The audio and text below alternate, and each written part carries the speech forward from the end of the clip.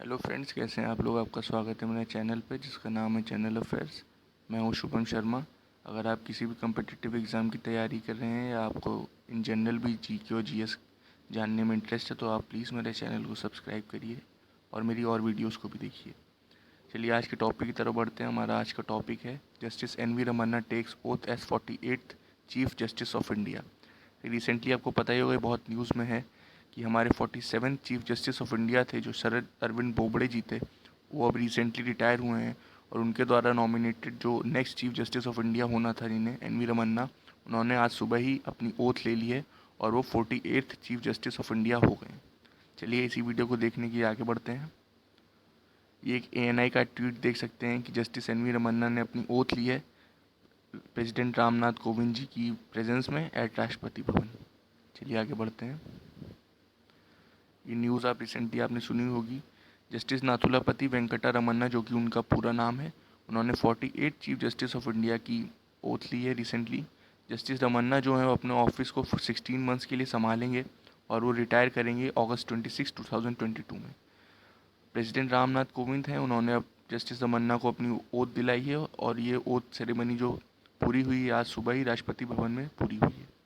Justice Bobde ने justice Ramana को seniority देखते हुए इसके लिए रिकमेंड किया था। और जैसे कि आपको पता ही होगा, जो चीफ जस्टिस ऑफ इंडिया होता है वो अपना नेक्स्ट नॉमिनेशन अपनी टेन्योर के दौरान ही कर देता है और ये मोस्ट प्रोबेबली वही chief justice of India next जज को करता है जो सीनियर मोस्ट जज ऑफ द सुप्रीम कोर्ट होता है। प्रेसिडेंट ने भी इस बात की पुष्टि कर दी थी कि जस्टिस रमन्ना जो होंगे वो 48 चीफ जस्टिस ऑफ इंडिया होंगे। ये बात उन्होंने अप्रैल 6, 2021 को पहले ही बता दी थी। चलिए अब कुछ बातें जान लेते हैं जस्टिस एन वी रमन्ना के बारे में।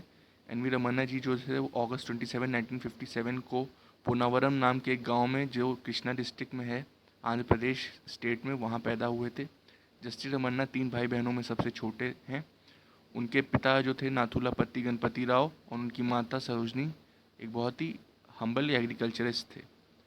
उन्होंने अपने जीवन की शुरुआत में जो शुरू में एक जर्नलिस्ट के तौर पर काम किया एक तेलुगु न्यूज़पेपर ईनाडू में। उनका फर्स्ट जनरेशन लॉयर बनने का जो कदम उठाया उन्होंने, वो पहली बार प्रैक्टिस उन्होंने शुरू की विजयवाड़ा में इन 1983। वो एक परमानेंट जज के तौर पर आंध्र प्रदेश हाई कोर्ट में आए थे जून 27, 2000 में।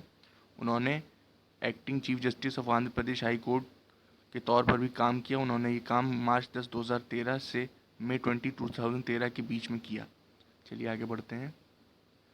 इसी के बाद जस्टिस रमन्ना को chief justice of Delhi high court के पद पर एलिवेट कर दिया गया, जहां पर उन्होंने सितंबर 2, 2013 से अपॉइंट हुए। उसके कुछ ही वक्त बाद उन्हें जज ऑफ द सुप्रीम कोर्ट भी अपॉइंट कर दिया गया, जो कि उन्हें किया गया था फरवरी 17, 2014 में। एलिवेशन हम समझ सकते हैं एक प्रोसेस होती है जिस पे सारे कोर्ट्स और सुप्रीम कोर्ट और अन्य हाई कोर्ट वर्क करते हैं। जैसे कि उसमें आपको पता होगा, अगर नहीं भी पता है तो मैं बता देता हूँ कि एलिवेशन वो प्रोसेस है जिसमें एक जज या सुप्रीम कोर्ट का जज या हाई कोर्ट का जज दूसरे कोर्ट्स में या सुप्रीम कोर्ट में भेजा जाता है अपने पोस्ट पर या अपने अपने ऊपर की पोस्ट पर। इसी इसी चीज़ को जो प्रोसेस होती है इसको हम एलिवेशन कहते हैं जुडिशरी में। चलिए अब उनके कुछ जो मेजर डिसीजंस जस्टिस रमन्ना ने अपने टेन्योर में लिए, जो कि उन्होंने एक सुप्रीम कोर्ट के जज के तौर पर निभाया, उसके बारे में जान लेते हैं। जो उनकी कुछ सिग्निफिकेंट रूलिंग्स थी उनमें से कुछ एक था कि जो एमपीज़ और एमएलएस के खिलाफ केसेस होते हैं उनको फास्ट ट्रैकिंग के द्वारा जल्दी से सुना जाए और उन पर जल्दी से फैसला दिया जाए। एक और उनका जो बहुत ही फेमस केस है जो उन्होंने हेयर किया था उनकी बेंच ने, उनमें ये कहा गया था सीजीआई के ऑफिस को राइट टू इन्फॉर्मेशन एक्ट के अंडर लाया जाए। तीसरा जो एक केस था जो रिसेंटली अभी उसका जजमेंट आया है कि इंटरनल रिस्ट्रिक्शंस जो जम्मू एंड कश्मीर में उनको हटाया जाए, जो कि आर्टिकल 370 के हटने के बाद गवर्नमेंट ने इस इम्पोज कर दिए थे। इसी के साथ ही कुछ डिसीजंस थे जो जस्टिस रमन्ना की बेंच ने लिए थे जिसका वो पार्ट थे। उन्होंने कई ऐसे चीज़ें भी कही हैं जो बहुत ही इंपॉर्टेंट है, जैसे कि उन्होंने ये कहा था रिसेंटली कि रीजनल लैंग्वेजेस को कोर्ट ऑफ लैंग्वेज में बनाना जाए चाहिए, जिसके द्वारा कि जो रूरल पब्लिक है वो भी ट्रायल प्रोसेस में पार्ट ले सके और उनको भी पता चले कि वो किस चीज़ में है और क्या चीज़ एक्सपीरियंस कर रहे हैं, उनके बारे में क्या क्या हो रहा है। एक बहुत ही इंपॉर्टेंट चीज़ थी जो जस्टिस रमन्ना ने रिसेंटली कही थी। चलिए आगे बढ़ते हैं। चलिए अब कुछ चीज़ें सुप्रीम कोर्ट ऑफ इंडिया के बारे में भी जान लेते हैं। जैसे कि आपको पता होगा इंग्लिश ने ये कोर्ट लॉ हम लोग के देश में इंट्रोड्यूस किया था। सुप्रीम कोर्ट ऑफ इंडिया बनने से पहले जब इंग्लिश यहाँ पे रहते थे तो उन्होंने जो मेन 2 स्ट्रक्चर बनाए थे उनमें से एक था फेडरल कोर्ट ऑफ इंडिया, जो बना था 1 अक्टूबर 1937 से 1937 में। उसके बाद जो उसी के पैरेलल जो दूसरा था वो था judicial committee of the privy council. ये दोनों ही कमेटीज या कोर्ट्स थे जो जुडिशरी को संभालते थे इंडिया में। इंडिया के फ्रीडम के बाद जो पहली बार हम लोगों ने जुडिशरी बनाई उसका नाम था सुप्रीम कोर्ट ऑफ इंडिया, जो आया था एग्जिस्टेंस में 28 जनवरी 1950 को।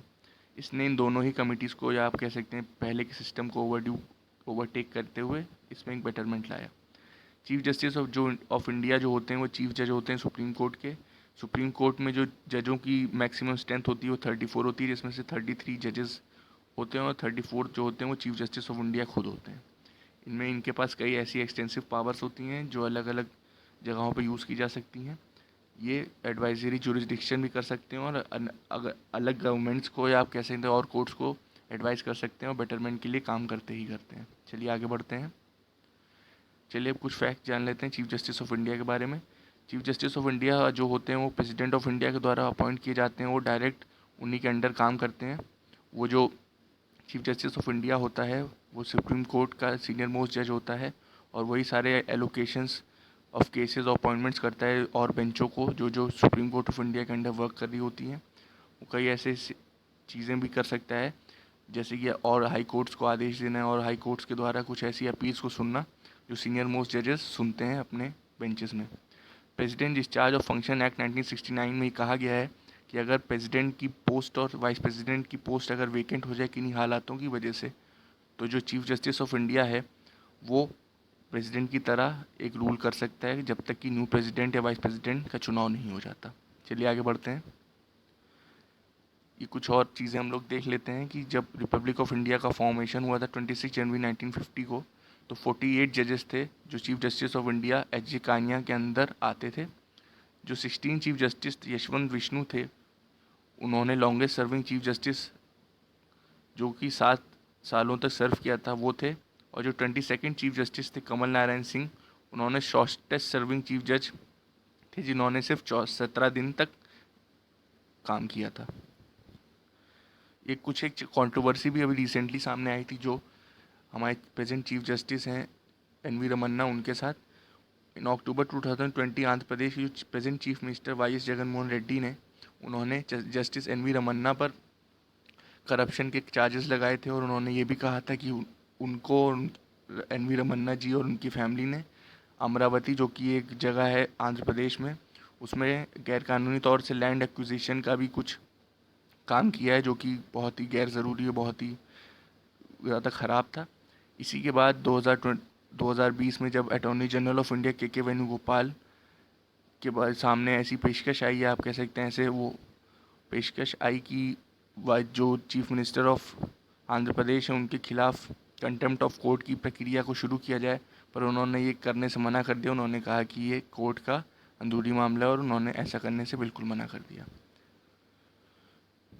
और मार्च 24, 2021 को सुप्रीम कोर्ट ने अपना फैसला सुनाते हुए कहा कि जो भी एलिगेशंस लगाए गए थे सीएम वाई.एस. जगनमोहन रेड्डी पे, एन.वी. रमन्ना पर, वो सब मेरिटलेस हैं और इनका कोई भी साक्ष्य सामने ना होने के कारण ये केस सॉल्व कर दिया गया था या क्लोज कर दिया गया था और इसे पब्लिक डोमेन में लाने से साफ मना कर दिया गया था, क्योंकि इसमें कहा गया था कि ये जो इन्वेस्टिगेशन है ये बहुत ही कॉन्फिडेंशियल है और इसको बाहर हम लोग नहीं ला जा सकते। इसी के साथ कॉन्फिडेंशियल इन्फॉर्मेशन अंदर ही रही और जो केसेस थे वो सारे क्लोज कर दिए गए जो एन.वी. रमन्ना जी उनके खिलाफ। जैसे कि मैंने आपको शुरू में बताया था, ऐसे बोबड़े जो हमारे 47वें नंबर के CJI थे, उन्होंने प्रेसिडेंट ऑफ इंडिया को अपना नॉमिनेशन और रिकमेंडेशन दिया था, जिसके बाद से 48 chief justice of India justice N V. Ramana को 48 चीफ जस्टिस बनाया गया, जो कि अपना ऑफिस 24 अप्रैल 2021 से संभालेंगे और वो रिटायर होंगे अगस्त 26, 2022 को। वो second chief justice of India जो आंध्र प्रदेश से बिलोंग करते हैं। उनसे पहले जस्टिस के सुब्बा राव थे जो कि 9th chief justice of India थे, वो आंध्र प्रदेश से बिलोंग करते थे और उनका टेन्योर 1966 से 1967 था। Thank you guys for watching. अगर आपको मेरी वीडियो अच्छी लगी तो प्लीज़ इसे लाइक करें, कमेंट करें, मुझे बताएं मैं क्या इंप्रूवमेंट कर सकता हूँ और आपको कौन सी चीज़ सबसे अच्छी लगी। प्लीज़ वीडियो को शेयर करें, मेरे चैनल को सब्सक्राइब करें और वीडियोस को अगर आप देखना चाहते हैं तो प्लीज़ मुझे बताएं आप किस टॉपिक पर वीडियोस देखना चाहते हैं और मेरे और पहले की वीडियोस को ज़रूर देखें। Thank you guys for watching. मेरे चैनल का नाम है जनरल अफेयर्स। मैं हूँ Shubham Sharma. Thank you guys, bye, take care, जय हिंद।